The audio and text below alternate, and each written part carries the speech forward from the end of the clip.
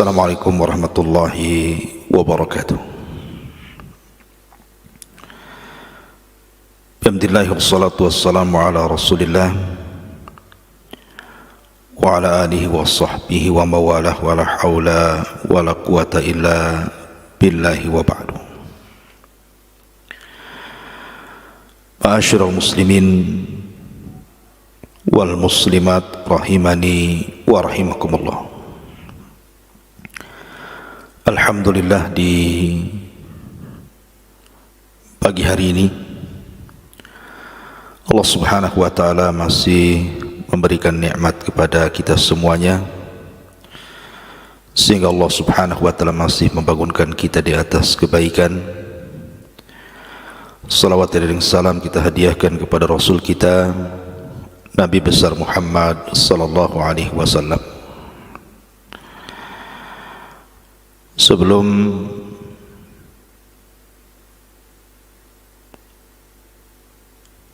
saya lanjutkan kepada kajian di pagi hari ini, karena ini masih suasana Idul Fitri, maka saya ucapkan kepada kaum muslimin dan kaum muslimat, taqabbalallahu minna wa minkum. Semoga Allah subhanahu wa ta'ala menerima amalan kita dan juga anda selama beribadah di bulan Ramadan. Ma'asyiral muslimin, di antara hikmah Ramadan yang sering dilupakan saat menjelang hari raya adalah sebuah kisah ketika Nabi sallallahu alaihi wasallam naik ke atas mimbar. Kemudian Nabi sallallahu alaihi wasallam mengucapkan amin 3 kali. Amin, amin, amin. Kemudian Nabi sallallahu alaihi wasallam berkhutbah. Setelah berkhutbah, Nabi sallallahu alaihi wasallam turun dari mimbar. Kemudian para sahabat bertanya, "Ala ma amanta ya Rasulullah?" Apa doa yang kau aminkan wahai Rasul? Kami tidak mendengarnya. Maka Nabi sallallahu alaihi wasallam bersabda, "Atani Jibril." Tadi sewaktu aku naik ke atas mimbar, tiba-tiba Jibril datang kepadaku. Kemudian Jibril meminta agar 3 doanya diaminkan oleh diriku, maka ku aminkan doanya. Coba kita perhatikan dan kita renungkan, kalau yang berdoa pemimpin para malaikat Jibril dan yang mengaminkan pemimpin para nabi dan rasul, artinya 2 pemimpin dari alam yang berbeda, kemudian disaksikan oleh manusia terbaik setelah para nabi dan rasul, para sahabat Nabi sallallahu alaihi wasallam. Kira-kira doa mana yang tidak akan dikabulkan oleh Allah subhanahu wa ta'ala, melainkan doanya Jibril yang diaminkan Rasul dan disaksikan para sahabat. Apa doanya malaikat Jibril? Ragima anfu rajulin adraka Ramadan falam yughfar min dunubi. Celaka dan binasa orang yang mendapatkan bulan Ramadan, akan tetapi keluar Ramadan tidak ada satupun dosanya yang diampuni oleh Allah subhanahu wa ta'ala. Maka kata Rasul, aku aminkan. Kemudian yang kedua, ragima anfu rajulin adraka walidayhi falam yudkhilahul jannah. Celaka dan binasa orang yang Allah takdirkan masih mendapatkan kedua orang tuanya masih hidup, tetapi tidak menjadikan jalan bagi dia masuk surga. Dan yang ketiga, celaka dan binasa orang yang disebutkan Rasul tetapi kita tidak bersalawat kepadanya. Yang ingin saya jelaskan satu poin di sini. Celaka dan binasa orang yang masih mendapatkan kedua orang tuanya masih hidup, akan tetapi tidak memasukkan ia ke dalam surga. Ma'asyiral muslimin yang dimuliakan Allah Subhanahu wa taala. Sebelum saya jelaskan tentang pentingnya doa Jibril yang kedua ini, saya ingin menyebutkan dua kisah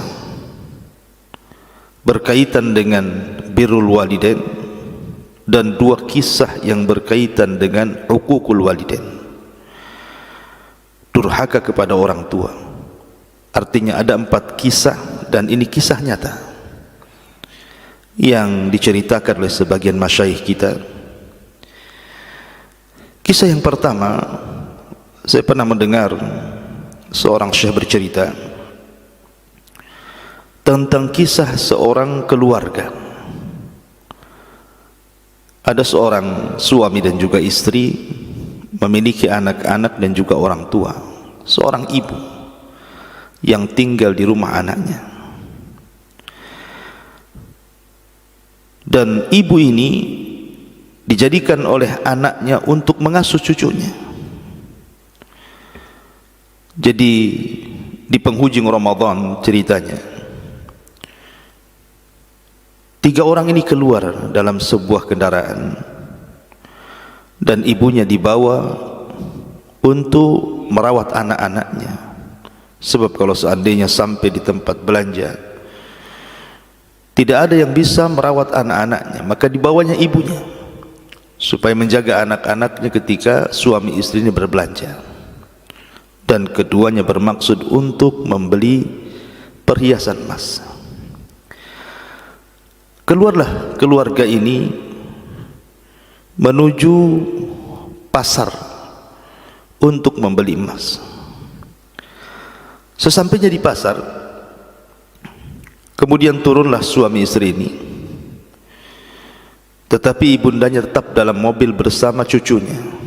Dan perlu diketahui, ibu ini adalah ibu dari sang suami. Turunlah suami istri ini dengan meninggalkan ibunya dalam kendaraan tadi bersama anaknya dan menuju toko emas. Karena lamanya, maka cucu daripada ibu ini, yang namanya anak-anak tentu ada kalanya rewel, menangis dan begitu seterusnya. Maka nenek berinisiatif untuk menyusul ke toko emas tersebut. Siapa tahu kalau anak-anaknya ini melihat ayahnya atau ibunya, mereka akan terdiam. Turunlah sang ibu ini dari mobil tersebut menyusul anaknya. Lah anaknya ini sedang tawar-menawar harga emas, dan sudah disepakati harga emas tersebut oleh keduanya. Lah ketika kemudian sang ibu sampai di toko emas tersebut, dia melihat ada cincin. Cincin ini bukan cincin emas, hanya cincin-cincinan biasa, dan harganya pun sangat murah sekali. Jadi sang ibu mengatakan, saya ingin membeli cincin ini, nanti bayarnya ambil dari anak saya yang sedang membeli emas ini. Akhirnya diambillah. Kemudian sang ibu ini memakaikan cincin itu di tangannya. Singkat cerita, setelah sang suami istri ini menawar emas, kemudian disepakati harganya, dibayarlah harganya. Tiba-tiba kata pemilik toko emas ini bahwa bayarannya masih kurang. Jadi sang suami ini heran, tadi sudah disepakati anggap saja mungkin 200 juta, sudah dibayar 200 juta, tiba-tiba dia bilang, mengatakan masih kurang, karena ada seorang wanita yang membawa anak-anak kecil tadi mengambil cincin-cincinan. dan harganya tidak seberapa. Tiba-tiba kemudian sang suami ini marah kepada ibunya. Kemudian dia datang kepada ibunya, kemudian dia memaki ibunya gara-gara turun dari mobil dan mengkhawatirkan anak-anaknya. Kemudian dia mengatakan, "Kenapa kau turun dari mobil ini?" Maka ibunya mengatakan, "Tadi anak merewel, makanya aku kemudian turun supaya melihat dirimu dan tenanglah anak-anak." Kemudian sang anak mengatakan, "Kenapa kau tadi ambil cincin? Mana kemari cincinnya?" Akhirnya kemudian cincin itu dirampasnya dari ibunya, kemudian dilempar ke tong sampah. Padahal harga cincin itu tidak seberapa.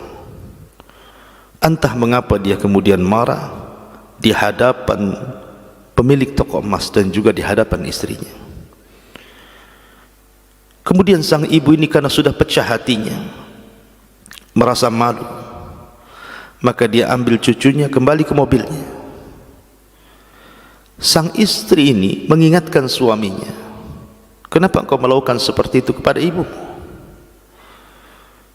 Biarkan saja dia mengambil cincin, tinggal kau bayar. Berapalah harga cincinan itu? Bukan cincin benaran, bukan cincin emas." Ya. Akhirnya kemudian sang suami itu mengambil lagi cincin yang sudah dilempar ke tong sampah. Dia balik lagi ke mobilnya, kemudian dia mengembalikan cincin itu kepada ibunya. Subhanallah, apa yang terjadi? Ibunya langsung mengatakan, "Karena engkau sudah membunuh kebahagiaanku. Demi Allah, aku tadi mengambil cincin yang tidak ada harganya itu. Aku hanya ingin seperti wanita-wanita yang lain berbahagia di waktu Idul Fitri. Tetapi karena engkau sudah menghilangkan kebahagiaan itu, demi Allah, selama aku masih hidup, aku tidak akan memakai cincin, karena engkau sudah membunuh kebahagiaanku kalau itu menjadikan dirimu kecewa." Subhanallah, ya. Bagaimana seorang anak bisa melakukan seperti ini kepada ibunya? Bukankah Nabi SAW yang mengatakan, sesungguhnya harta seorang anak itu semua milik orang tuanya? Tapi ini berlaku uququl walidain, durhaka kepada orang tua. Kemudian kisah yang kedua, seorang syekh juga bercerita, ada sepasang suami istri memiliki, yang si suami memiliki ayah dan ibu. Tapi selang beberapa waktu akhirnya ibunya meninggal dunia. Terpaksalah kemudian dia pun membawa ayahnya hidup satu rumah bersamanya. Karena ayahnya ini sudah tua, kemudian juga terkadang melakukan hal-hal seperti anak-anak, mungkin mengomentari makanan, mungkin mengomentari tempat, dan begitu seterusnya. Akhirnya istrinya ini tidak suka. Terjadilah kemudian perselisihan antara suami istri gara-gara ulah ayah daripada sang suami tersebut. Akhirnya kemudian disepakatilah untuk meletakkan ayahnya di panti jompo. Akhirnya sang anak pun kemudian memanggil ayahnya, kemudian mengatakan, "Wahai ayahku, bagaimana kalau seandainya engkau tinggal di panti jompo? Itu lebih baik bagimu. Insya Allah di sana ada tempat ibadah yang layak, makanan yang layak, teman-teman yang layak, suasana yang layak." Ayahnya paham, dan ayahnya juga tidak akan atau tidak membantah ucapan anaknya. Akhirnya kemudian berangkatlah sang anak mengantar ayahnya ke panti jompo. Pada awalnya masih baik, setiap hari Kadang 2 hari sekali anak ini berkunjung kepada ayahnya, ngobrol, membahagiakan, memberi hadiah. Kemudian lewat sebulan, 2 bulan, setahun, 2 tahun, mulailah jarang anaknya mengunjungi ayahnya. Sampai akhirnya berlalunya tahun, anaknya ini tidak pernah menjenguk berbulan-bulan ayahnya. Sehingga tiba-tiba kemudian datang dari pihak Pati Jompo memberitahu bahwa ayahnya meninggal dunia. Terpukullah anak laki-laki ini. Dia membawa anaknya yang masih usia 7 tahun untuk mengambil jasad ayahnya. Setelah berangkat ke Pati Jompo, kemudian semua administrasi sudah diselesaikannya dan jasad ayahnya siap dibawa pulang. Maka laki-laki ini membawa anak yang 7 tahun mengemas untuk mengambil barang-barang yang ada di kamar ayahnya. Tiba-tiba kemudian anak yang 7 tahun, cucu daripada kakek yang meninggal ini, dia masuk ke kolong ranjang, ke bawah ranjang tempat tidur ayahnya. Rupanya ditemukan di situ ada gelas dan juga piring. Kemudian ayahnya mengatakan, "Nak, itu gelas dan piring kakekmu sudah tidak layak lagi, enggak usah dibawa pulang, buang, Nak." Tapi anak ini yang 7 tahun ini terus memeluk gelas dan piring daripada kakeknya.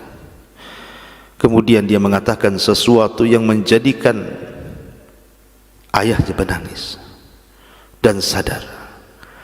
Anak ini mengatakan, "Tidak, aku tidak akan melepaskan gelas dan juga piring ini. Demi Allah,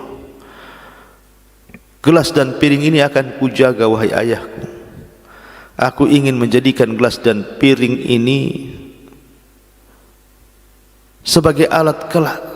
Aku tidak akan meninggalkan dirimu. Aku akan suapi dirimu, aku akan beri minum dirimu jikalau engkau sudah tua seperti kakek." Maka ketika mendengar ucapan anak 7 tahun ini, tiba-tiba laki-laki tersebut kemudian terduduk, menangis, bertobat kepada Allah Subhanahu wa ta'ala, karena dia sudah menelantarkan orang tuanya. La haula wa la quwata illa billah. Ma'asyiral muslimin yang dimuliakan Allah Subhanahu wa ta'ala. Kemudian kisah yang ketiga, dan ini kisah seorang anak yang luar biasa berbakti kepada orang tuanya. Seorang syekh juga bercerita, jadi suatu ketika dia sedang sholat Jumat dan dia menjadi imam bagi jemaah sholat Jumat. Ketika membaca surah Al-Fatihah sampai kepada iyyaka na'budu wa iyyaka nasta'in, tiba-tiba sang syekh ini mendengar di belakang saf terdengar ada orang yang jatuh. Kemudian selesai sholat, rupanya salah seorang musalli, orang yang sedang sholat yang berada di saf pertama itu, kemudian jatuh pingsan dalam sholatnya. Akhirnya kemudian selepas sholat pun manusia ramai dan menolong anak muda ini, kemudian meletakkan di teras masjid dan hendak dibawa ke mustasfa, ke rumah sakit. Maka berangkatlah kemudian syekh ini dengan beberapa jamaah mengantar anak muda ini ke rumah sakit. Tetapi pihak rumah sakit mengatakan sesungguhnya anak muda itu sudah meninggal saat jatuh ketika sholat. Artinya sudah lama dia meninggal. Akhirnya kemudian syekh ini mengatakan, "Demi Allah, tidak ada kematian yang lebih baik kecuali orang ini. Dia meninggal saat sholat Jumat, sedang berwudu dan sudah mendengarkan khutbah, dan dia diberikan wafat oleh Allah Subhanahu wa ta'ala dalam posisi ibadah kepadanya dan di hari Jumat." Akhirnya kemudian sang syekh ini penasaran, menghubungi keluarga anak muda yang meninggal ini, dan anak muda ini namanya Muhammad dan punya adik namanya Khalid. Maka Syekh mengatakan, ya Khalid, saya ingin bertanya kepadamu, amalan apa yang abangmu lakukan? Sungguh luar biasa kematiannya. Dia meninggal di atas wudu ketika salat di hari Jumat. Maka Khalid adiknya mengatakan, ya Syekh, demi Allah, dari seluruh keluarga kami, adik-adik kami, kakak-kakak kami, hanya Muhammadlah orang yang paling berbakti kepada orang tua kami. Semua yang dihajatkan orang tua kami tidak perlu meminta. Dia selalu bertanya soal minuman. Dia paling hafal minuman orang tua kami dan dia sediakan. Dia paling hafal makanan kesukaan orang tua kami dan dia sediakan. Dia paling hafal warna jenis pakaian orang tua kami dan dia belikan. Apapun yang disukai orang tua kami maka dia hadirkan.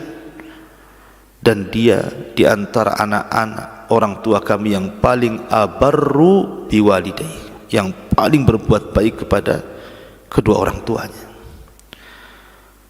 Maka Syekh pun mengatakan, demi Allah, inilah buah daripada berbuat baik kepada orang tua. Allah berikan dan Allah pilihkan kematian yang husnul khatimah.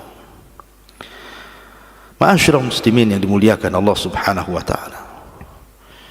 Lihat bagaimana Allah Subhanahu wa taala mengakhiri akhir kebaikan bagi orang yang berbuat baik. Dan ini penting dalam kehidupan kita, karena khairul a'mal khawatimuha. Bagaimanapun sebaik-baik amal itu ditentukan oleh akhirnya, bukan ditentukan oleh awalnya, ditentukan oleh akhirnya. Dan anak muda ini diakhiri dengan kebaikan. Ma'asyiral muslimin yang dimuliakan Allah Subhanahu wa taala. Kemudian kisah yang terakhir, ada anak muda membawa ibundanya yang gila menuju rumah sakit. Sesampainya kemudian di rumah sakit, kebetulan dokter yang menangani adalah dokter wanita. Kemudian anak itu duduk dan orang tua yang gila ini, ibunya yang gila ini berdiri. Selang beberapa waktu, yang namanya orang gila, dia melakukan hal-hal yang membuat orang takut di rumah sakit itu.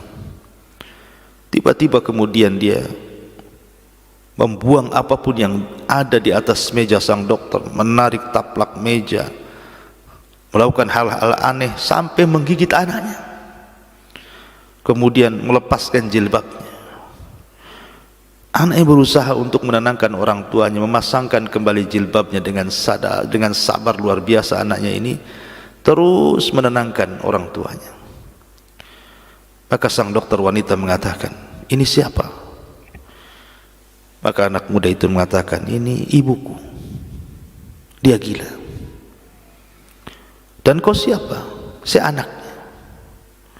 Sudah kapan ibumu gila ini? Dia mengatakan, sejak aku lahir dia sudah gila, dan aku terus merawatnya. Aku yang memandikannya, aku yang mencebokinya, aku yang mengadakan semua hajat kebutuhannya, dan aku sabar karena ini ibuku. Kemudian sang dokter mengatakan, demi Allah, kalau engkau berbuat baik kepadanya sampai pun dia meninggal, bukankah dia tidak tahu bahwa engkau anaknya?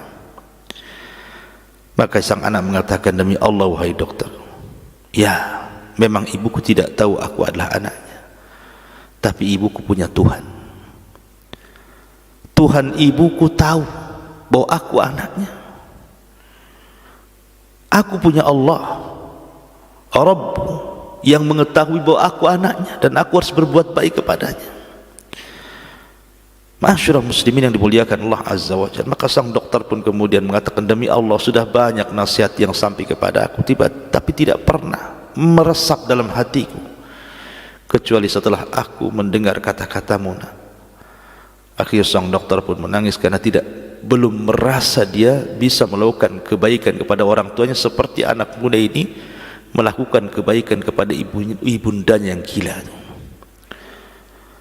Ma'asyiral muslimin, terkadang ada seorang anak, orang tuanya tidak gila, namun mungkin orang tuanya sudah tua. Terkadang mengucapkan kalimat-kalimat yang terulang-ulang, membosankan, menjengkelkan. Betapa banyak anak-anak yang kemudian memperlakukan ibunya lebih daripada kalau seandainya ibunya gila. Ma'asyiral muslimin yang dimuliakan Allah Azza wa Jalla, lihat dua kisah yang berbeda ini. Yang satu kisah luar biasa, birrul walidain, dan yang satunya lagi kisah yang menyedihkan, uququl walidain, durhaka kepada orang tua. Dari empat kisah ini bisa kita petik pelajaran, dan ini penting sekali, bahwa jangan pernah durhaka kepada orang tua. Hasan al-Basri rahimahullahu ta'ala pernah menangis di hadapan murid-muridnya, sementara murid-muridnya heran bagaimana seorang imam besar, ahli ibadah, ulama menangis. Ada apa? Tentu tangisan ulama bukan tangisan biasa, apalagi tangisannya sampai terseguk-seguk, sehingga murid-muridnya mengatakan, ya imam, wa ma yabki, ma yubkik, apa yang membuat anda menangis wahai imam? Maka Hasan al-Basri mengatakan, wailakum, celaka kalian, aku mendengarkan kabar, telah sampai ke telingaku bahwa salah satu pintu dari dua pintu surga sudah tertutup. Aku mendengar kabar bahwa satu pintu dari dua pintu surga sudah tertutup. Orang-orang pun heran, apa maksudnya? Maka Hasan al-Basri mengatakan, demi Allah, tadinya aku memiliki dua orang tua, memiliki ayah dan ibu, dan keduanya adalah jalan menuju surga, dua pintu menuju surga. Sekarang salah satu dari keduanya meninggal dunia, berarti tertutuplah satu di antara dua pintu surga.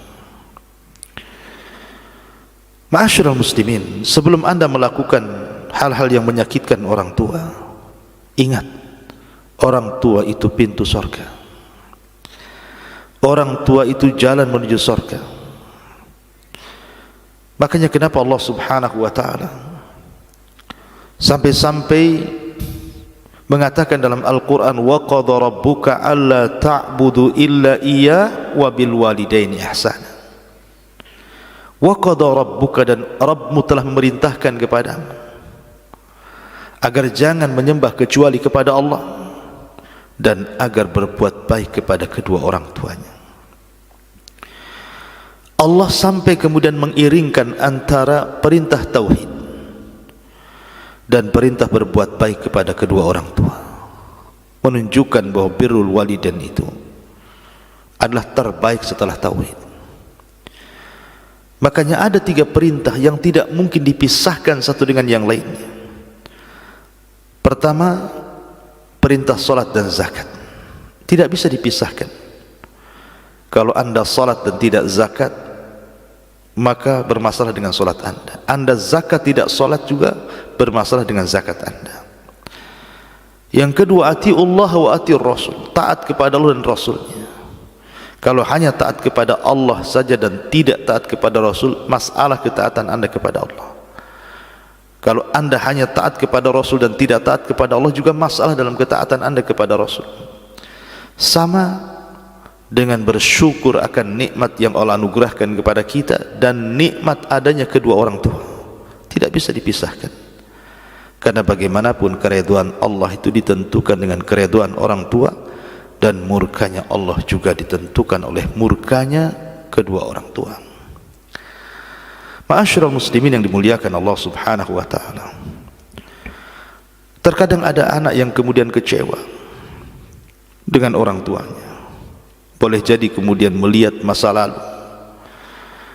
Masa lalu mungkin orang tua kurang memperhatikan dirinya, kurang memberikan pendidikan kepada dirinya, kurang memberikan perhatian seperti membelikan baju yang bagus, makanan yang enak, minuman yang lezat, atau mungkin ditelantarkannya anda. Yang ingin saya katakan adalah, kalaulah merasa orang tua itu gagal mendidik kita, jangan pula kita gagal dalam berbuat baik kepada orang tua. Ingat, jangan menanam dendam dan dengki sehingga berupaya membalas api dengan api. Jikalau merasa orang tua itu dulu menelantarkan kita, maka jangan pula kita berbuat hal yang sama dengannya, sehingga kemudian kita balas dendam dengan dendam. Bila mana merasa bahwa orang tua dulu jarang atau sama sekali tidak memberikan tempat yang layak, pakaian yang indah, makanan yang lezat, minuman yang enak, maka setelah Anda sukses, kaya raya, Allah bentangkan kekayaan, apakah Anda akan berlaku hal yang sama kepada mereka?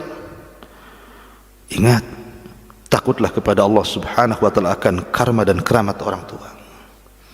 Demi Allah, seandainya pun orang tua kita kafir, musyrik, menyerang agama kita, benci dengan agama kita, tetap Allah Subhanahu wa ta'ala memperhatikan hak-hak dan perasaan orang tua, sehingga Allah katakan, wa in jahadaka ala an tusyrika bima laysa laka bihi ilmun fala tuti'huma wa sahibhuma fid dunya ma'rufa. Sampai Allah katakan, jikalau seandainya kedua orang tua memaksa kamu untuk melakukan kesyirikan, jangan taati, akan tetapi berbuat baik kepada mereka. Lihat, kalau seandainya orang tua kita kafir musyrik sekalipun, memaksa agama kita, meneror agama kita, tetap kita harus menjaga perasaan mereka. Apatah lagi masalah urusan dunia yang saya sebutkan tadi. Maka jangan dibalas dendam dengan dendam. Jangan sampai kemudian kalau lantaran orang tua kita tidak memberikan perhatian semasa kita kecil, kita lakukan hal yang sama kepada orang tua kita yang sudah tua. Ingat, mereka orang tua kita. Bagaimanapun mereka orang tua kita, adanya kita karena adanya Allah yang menciptakan kita lewat mereka. Ma'asyiral muslimin yang dimuliakan Allah Subhanahu wa ta'ala, dari sini jangan pernah durhaka kepada orang tua.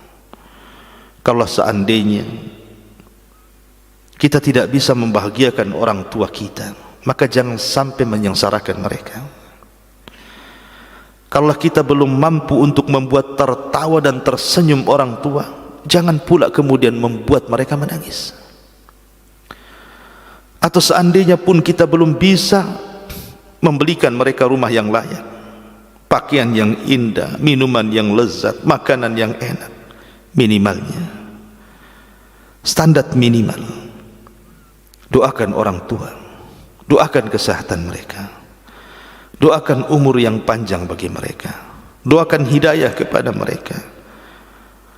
Ma'asyiral muslimin yang dimuliakan Allah Subhanahu wa ta'ala, dahulu ada laki-laki datang menemui Nabi SAW, ingin jihad bersama Nabi. Tetapi ketika dia meninggalkan orang tuanya tidak redha dan menangis.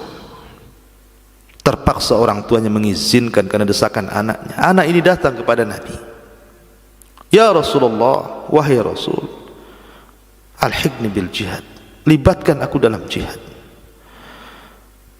Maka Nabi SAW mengatakan, apakah engkau sudah punya izin dari kedua orang tuamu?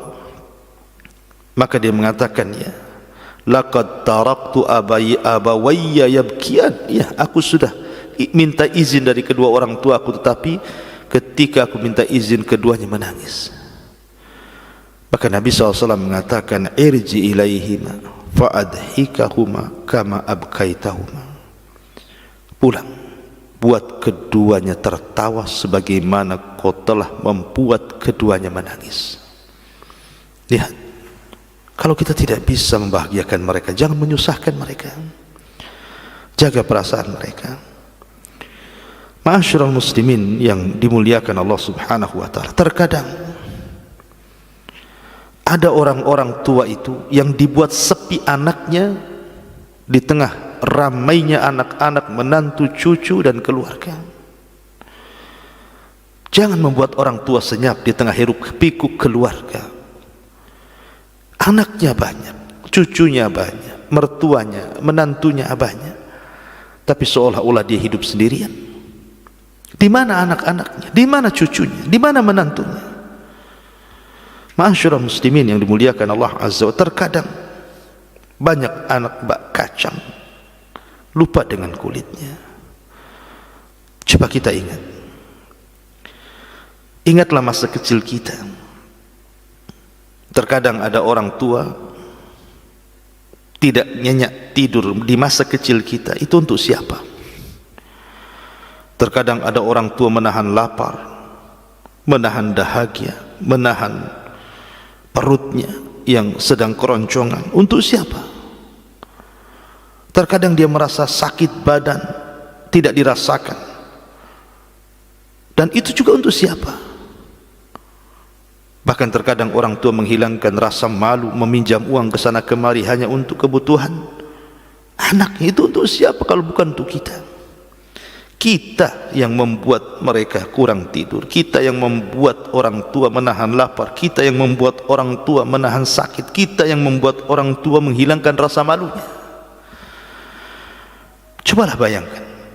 Makanya kenapa ketika Allah Subhanahu wa taala merintahkan kita untuk mendoakan, minimal standar kita berbuat baik seorang anak yang saleh kepada orang tua itu doa. Wa qul rabbirhamhuma kama rabbayani shaghira. Ya Allah, rahmati, berikan kasih sayangmu kepada orang tuaku, kama rabbayani shaghira, sebagaimana dia telah merawatku sejari kecil. Allah tidak hanya merintahkan Rabbirhamhuma, ya Allah berilah kasih sayangmu kepada orang tua, tapi Allah Subhanahu wa taala juga mengingatkan akan memori kita anak-anak ketika kita semasa bersama orang tua, kama rabbayani shaghira, supaya anak-anak tahu bagaimana orang tua itu membesarkan kita. Seandainya orang tua itu mau menelantarkan kita, mungkin kita bisa mati. Ada orang tua punya bayi, tidak diberi makan 4 hari, bisa saja mati anak bayi itu. Tapi karena fitrah yang Allah anugerahkan kepada orang tua itu, sehingga dia merawatnya, bahkan dia rela mati untuk kelahiran anaknya. Dari sinilah maka selamanya seorang anak itu tidak sanggup untuk membalas kebaikan orang tuanya. Tidak akan sanggup. Karena jasa orang tua ini dimanapun di dunia ini tidak ada yang bisa menandingi jasa mereka. Kita perhatikan seorang ibu, dia memiliki 3 tugas yang tidak dimiliki kecuali hanya ibu saja. Di dunia ini tidak ada yang sanggup kecuali seorang ibu. Pertama, mengandung. Tidak ada yang mengandung kecuali seorang ibu. Yang kedua, melahirkan. Tidak ada yang melahirkan kecuali seorang ibu. Yang ketiga, menyusui. Tidak ada yang bisa menyusui kecuali seorang ibu,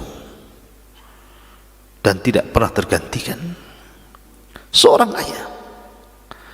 Kalau saya analogikan seperti ini, ada orang kaya raya selalu menyumbang, memperhatikan fuqara wal masakin, tapi tidak ada ceritanya orang kaya memberi sedekah 3 kali makan kepada anak atau kepada orang miskin seumur hidupnya, kecuali itu hanya diberikan seorang ayah. Ya, orang kaya terkadang memberi sedekah, mungkin setahun sekali menunggu Ramadan atau mengeluarkan zakatnya atau sedekahnya. Tapi seorang ayah, dia memberi makan 3 kali, pagi, siang, sore, belum lagi cemilan-cemilannya, belum lagi mainan-mainannya, belum lagi pakaiannya, dan itu rutinitas setiap hari. Dia bekerja siang malam, pergi pagi, datang malam, panting tulang, keringat diperas, dan begitu seterusnya. Tapi dia tidak pernah merasa lelah, merasa menyesal. Tetap saja dia bekerja untuk menghidupi anak istrinya. Mana ada orang kaya bisa melakukan seperti ini? Dalam sedekahnya hanya kebaikan seorang ayah kepada keluarga. Ma'asyiral muslimin yang dimuliakan Allah Subhanahu wa taala. Oleh karena itulah maka amalan terbaik bagi seorang anak kepada orang tua adalah jaga perasaan orang tua.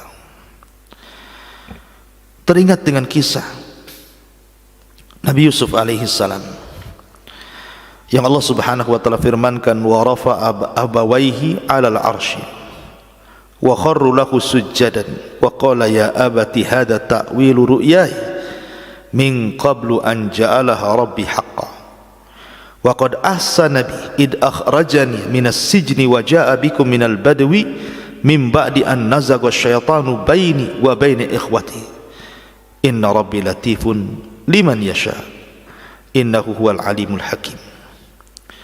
Dan dia menaikkan kedua orang tuanya Yakub dan juga istrinya ke atas singgasananya, dan mereka semuanya, maksudnya saudara-saudara Yusuf, tunduk sujud kepada Yusuf.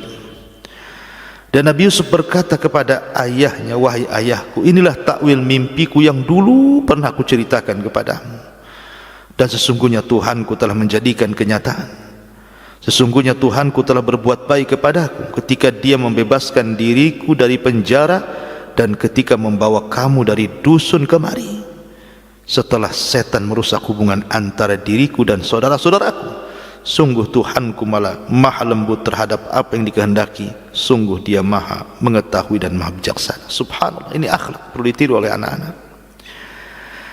Nabi Yusuf ini sebenarnya kalau mau diceritakan bagaimana kezaliman saudara-saudaranya, sangat menyakitkan.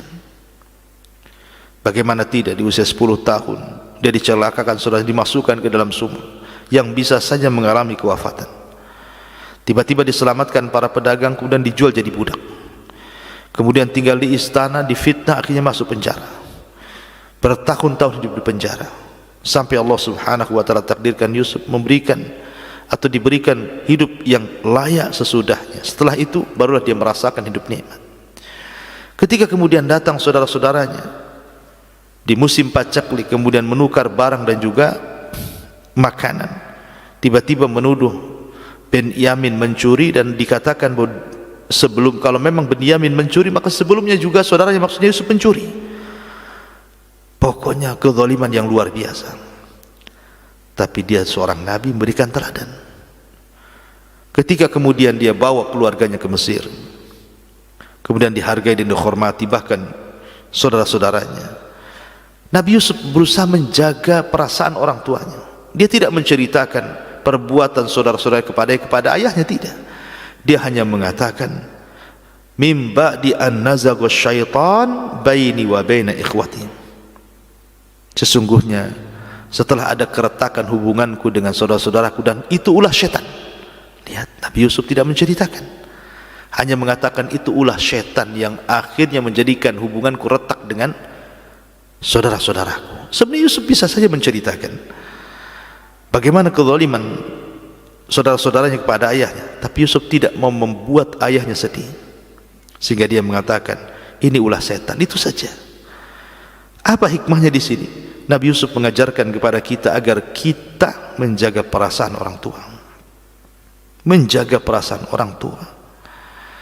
Oleh karena itulah, karena bagaimanapun dulu kita waktu masih kecil, kita ini bodoh, orang tua yang mencerdaskan kita dengan cara yang mendidik atau menyekolahkan kita. Dulu kita miskin, orang tua yang membuat kita kaya. Dulu kita bukan orang yang berwawasan, orang tua yang memberikan wawasan. Dulu kita bukan siapa-siapa, masih kecil kita tidak tahu cita-cita kita. Setelah besar rupanya ada yang jadi pejabat, orang kaya, dan begitu seterusnya. Ini tidak lepas dari takdir Allah, kemudian doa mereka orang tua. Oleh karena itulah ma'asyiral muslimin yang dimuliakan Allah Azza wa Jalla, jaga perasaan mereka, jaga perasaan ayah ibu kita. Abu Hanifah rahimahullahu ta'ala, imam besar Abu Hanifah itu, murid-muridnya banyak. Di antara murid-muridnya yang dikisahkan adalah salah satunya Zur'ah al-Wa'id. Zur'ah al-Wa'id. Dan juga di antara muridnya lah Umar ibn Dhar. Umar ibn Dhar dan juga Zur'ah al-Wa'id ini adalah selalu oleh Abi Hanifah dimintai fatwa, bukan untuk dirinya tapi untuk orang tuanya. Kebetulan Abu Hanifah punya ibu, ibunya bertanya sesuatu, Abu Hanifah gampang menjawab soalan yang dilontarkan ibunya, tapi dia tidak mau mengangkat atau meninggi suara dirinya di atas suara ibunya, atau menjadi guru di antara guru-guru yang menggurai ibunya, Makanya dia mengantarkan kepada Umar ibn Dhar atau kepada Zura al-Wa'id, bertanya, ibuku bertanya, ini persoalannya. Kata mereka, Anda ini imam, jawab saja. Dia bilang tidak. Tapi bagaimana jawabannya? Diajari Abu Hanifah. Kamu kalau ibuku bertanya, ini jawabannya, ini jawabannya, ini jawabannya. Akhirnya setelah berjumpa dengan ibundanya, mereka menjawab seperti yang diajarkan Abu Hanifah. Kenapa Abu Hanifah tidak langsung menjawab pertanyaan ibunya? Sekali lagi, dia tidak mau menggurui ibunya. Dia tidak mau meninggikan suaranya di atas suara ibunya.